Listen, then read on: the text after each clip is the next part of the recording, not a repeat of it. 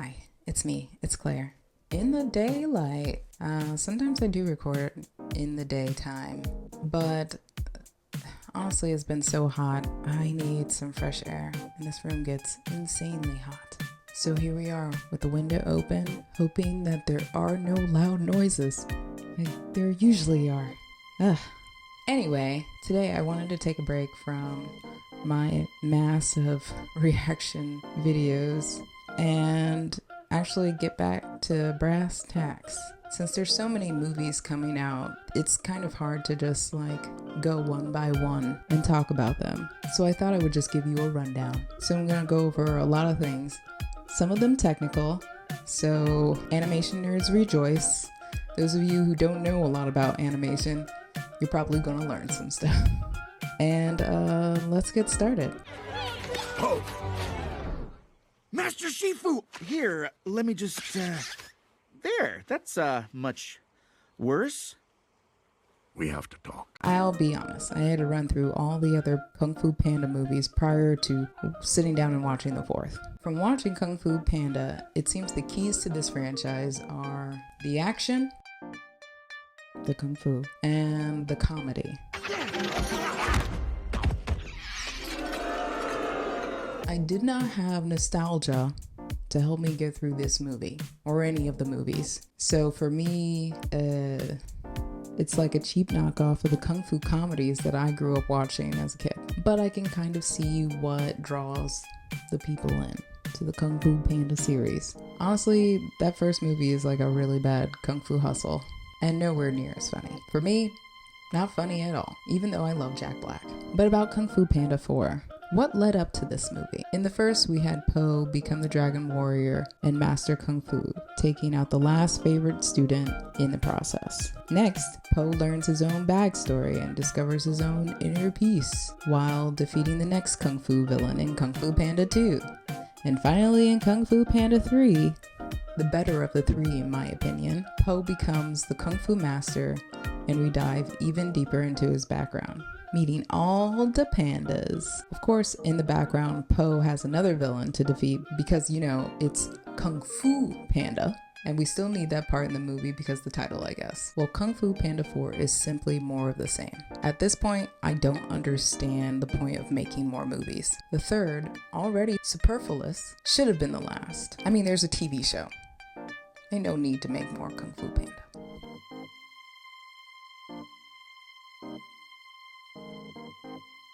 In Kung Fu Panda 4, we lose much of the original cast and replace them with a grating Awkwafina, much to my dismay. And of course, we tried to build a relationship with obvious betrayal and redemption in the course of facing yet another villain. We are with Awkwafina and Po for much of the movie, and yet it still feels forced to have her betray Po and then be redeemed by Po. I just don't believe any of it, and I'm thinking that is mostly due to Awkwafina and not necessarily the writing. But both could be true.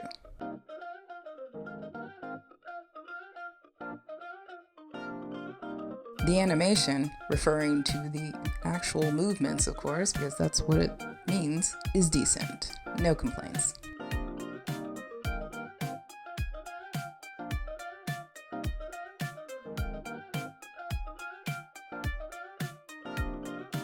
A significant amount of the movie is center frame, which really takes away from the dynamism of the action scenes. It's like they completely forgot about Puss in Boots: The Last Wish, which actually felt more action-packed, despite that not being a significant part of the story.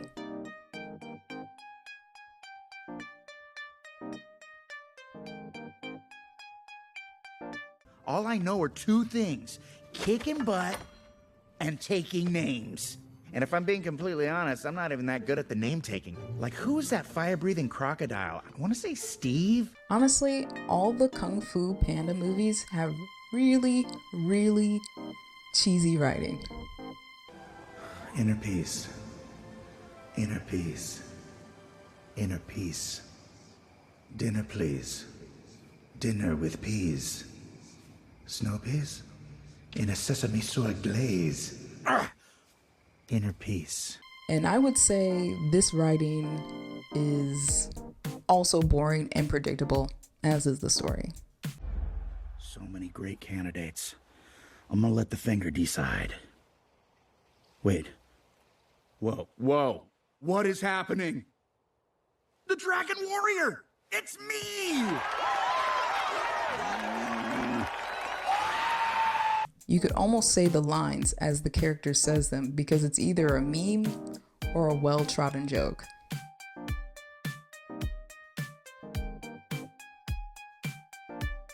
The scenes are typically lively, and they fit with what the movie has going for it, though you are able to spot a number of repeat characters if you pay attention to it.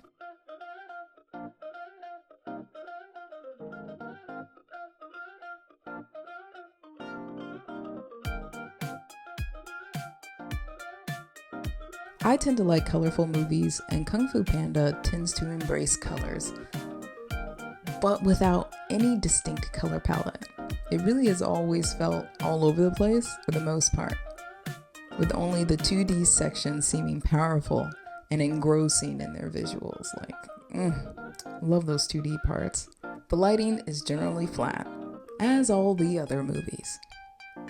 And once again, I wonder if this is a completely separate team from Puss in Boots: The Last Wish, as the lighting and colors pretty much sit at mid-tone, like the other Kung Fu Panda movies.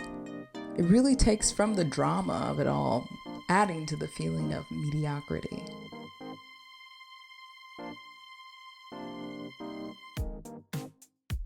It wasn't great from jump, so all the characters follow that general design from the first, and unlike Puss in Boots: The Last Wish, I'm gonna keep on bringing that up, there weren't any changes to make the designs more visually appealing and striking.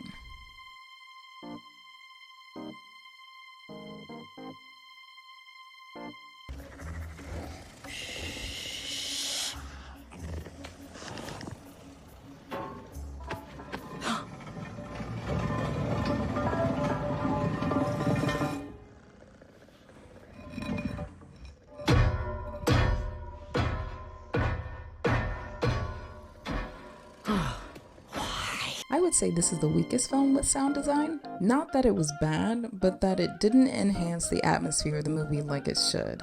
The original Kung Fu Panda really had excellent sound design, so I expected more of that. Po! Jen?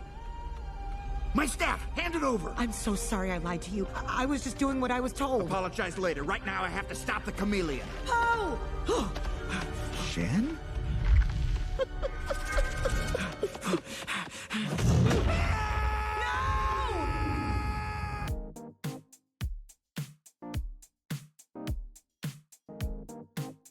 Thank goodness it didn't end with kung fu fighting yet again. But I can't say a karaoke version of Hit Me Baby is what I was expecting. Are you ready to begin your training? Are you? Yes. And I brought a little help. How was I supposed to know? Overall, it's pop song instrumentals with Chinese instruments, and I still don't know how to feel about that.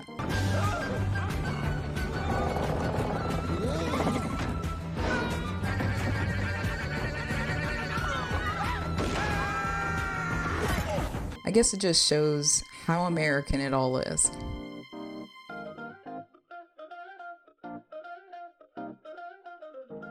For the love of God, stop hiring Awkwafina to be a voice actor.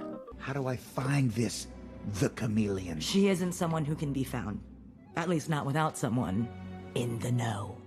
And how do I find someone in the know? No, it's me. It's obviously it's me. I'm in the know. Forget it. I'll find her on my own. Good luck. After all, how hard can it be to find someone who can look like anyone, blend in anywhere? She is not an actor. She is Awkwafina. So every time she plays a voiceover role, all I hear is Awkwafina, and it really takes me out of the movie. Although this role is more fitting for her, she really couldn't sell it at all. All the emotional beats were very flat. Well done, Jin. You never said you were gonna hurt him. What's the second rule of the streets? Someone always gets hurt and make sure it's never you. I just wish there had been another way. Third rule of the streets? Third rule? Some would say it's the most important. No one is interested in your feelings. And I couldn't feel anything for her character at all. Hire real voice actors.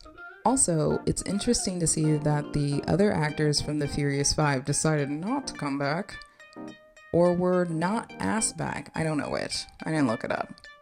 And DreamWorks forced them in at the end in kind of a cameo. Weird. But it should have been a sign that this movie shouldn't have been made. They've been in 3 of the movies so far, 3 out of 4, and it's highly noticeable that they were absent.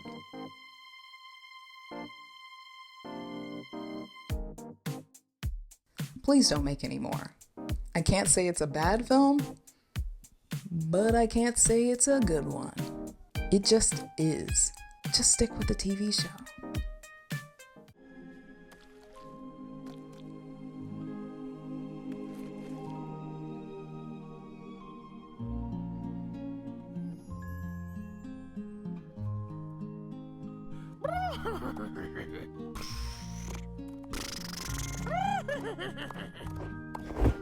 Thelma?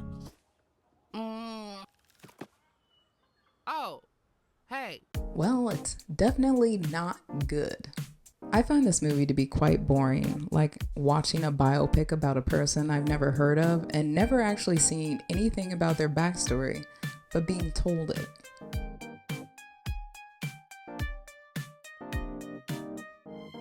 The story is where this movie really tanks for me. Rather than opening with some background or at least having a flashback sequence to get to know Thelma, we just start with her living her dream and then move on to what she's currently doing. Shoveling shit. We never spend enough time understanding why Thelma even dreams of becoming a singer. We take it for granted that, well, everyone wants fame and blah blah blah blah. Hell, we don't even know why she works on that farm, punching a clock like they don't have cell phones. No one punches paper in the digital era. And clearly her only dream was to sing at Sparklepalooza because she just ends where she began. And I'm not really sure what the whole point of this movie was. Are they trying to say that you should be yourself and stay exactly where you are because you are already there? Or that dreams are simply goals, and once you accomplish the goal, your life is complete and you go back to shoveling shit?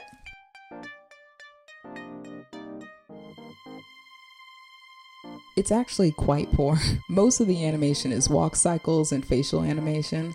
Like, clearly they had dancing animals, but they restricted their movements and most noticeably never had Thelma dance or do more than talk and walk. Or sing and walk, whatever your flavor. It makes me wonder why they even bothered having half the world be populated by animals. They all move like real animals, despite them not in any way being portrayed as real animals.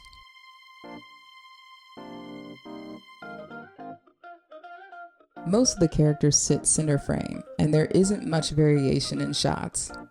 Mostly close-ups of characters talking, largely contributing to the lack of animation.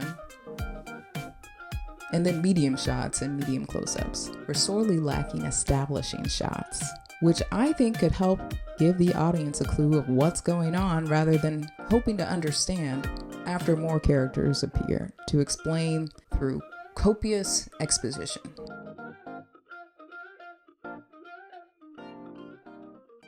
Thelma, is this your routine for the audition tonight? No, Zirconia. You know I'm singing. You gotta be joking. Ain't nobody on earth wanna hear music from a plain old farm pony. You look disgusting. Girl, we have the looks and the talent. And you got nothing. This movie is like all tell and no show. Lots of talking about everything related to the plot or not. Things happen, and then the newly appeared character either explains their existence or another character explains their existence. But it's never just shown to the audience who these people are and their relevance to the movie. You could turn off the screen and probably still know what's happening at all times, which might sound like a good thing, but it defeats the purpose of a movie. and especially an animated one, which tells a story through animation and not writing. Woo! Hey, everybody. We're the Rusty Buckets, and we're really excited. Next! Wait, what? Off the stage, please. But we didn't even get a chance to perform our song. I'm sorry, kid. There's no future here, okay? Keep it moving. Hold up. We've waited years for this opportunity. What's not working for you? Look, babe, you just don't have it. It? What do you mean? We just want people with a certain look. Someone that sparkles and lights up the stage, not some forgettable farm pony. What? Yo, you gotta be something special to perform at Sparklepalooza. I'm sorry, but you'll never perform there. Those are books, not movies.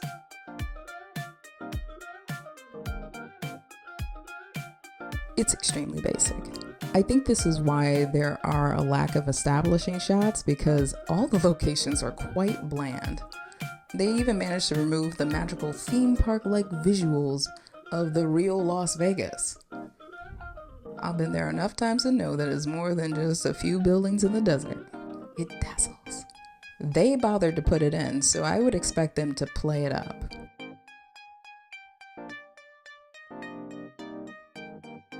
In general, the lighting is pretty great, as well as the colors of the scene. I also think that the design of various foreground and midground elements are quite stylish and fit with the movie nicely.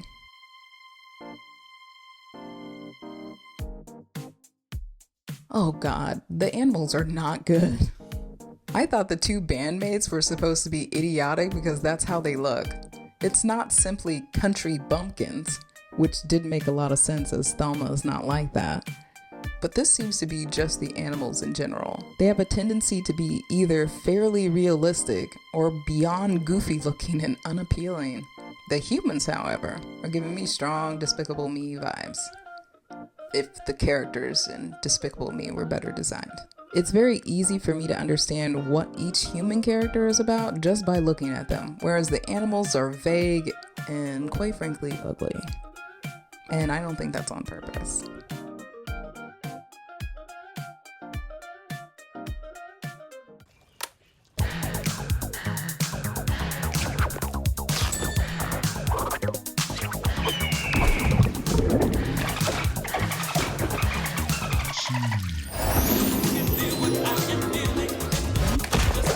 I'll admit they could have done a lot better here. The sound design is often overshadowed by the score or the musical numbers, and it's really neglected. There really isn't a lot of scenes that aren't just talking, but even then the sound design isn't great. There is always sound in the background, whether it's birds, wind, machines, or people.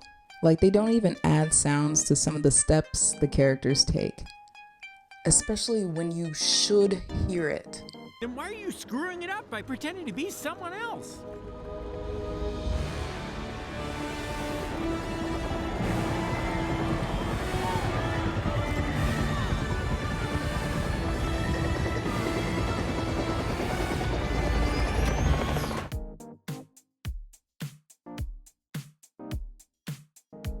The only way I'll ever be back on top is if we destroy Thelma. Ooh, are we talking about murder here? What? No! I just need you to dig up the dirt that will ruin her forever. I would say the score is fitting. It doesn't overpower scenes, it subtly enhances them. It's most noticeable in the villain rival scenes, but it enhances them all. And I must say that I love the transitions. There's something I got to tell you first. Yes? I'm not a real unicorn. No! Please tell me you're joking! Oh, wait. I don't care. You don't? Of course not. You think these teeth are real? Ah! The pop funk songs are also quite fitting. Props to who scored this movie.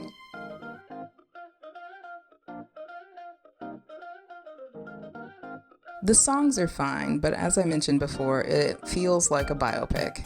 Thelma's songs don't really feel integrated into the story of the movie, and it's weird to have some of the songs as background montage music when she isn't even performing them. Then, when she is performing them diegetically, she stands in one spot and sings as the camera moves around her. It's so flat. It doesn't make sense why it happened like that when Nick Diamond has a whole musical number that not only fits the story musically, but also visually. Once again, I'm left wondering if they should have just dropped the whole animal bit.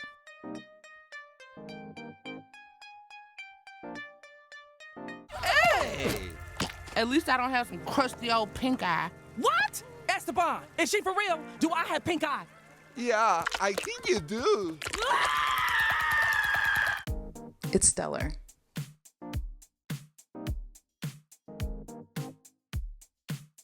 I think this movie had some serious potential to be good, but maybe it's a lack of budget or a lack of vision or some executives who live and die by scripts and can't possibly understand movie making. It just is boring to watch. Well, that's all for this rundown. I was going to add another movie, but looking at the time I've recorded, it's already pretty long. I'm probably going to go 2 by 2 unless I have less things to say. So, thanks for watching. Bye.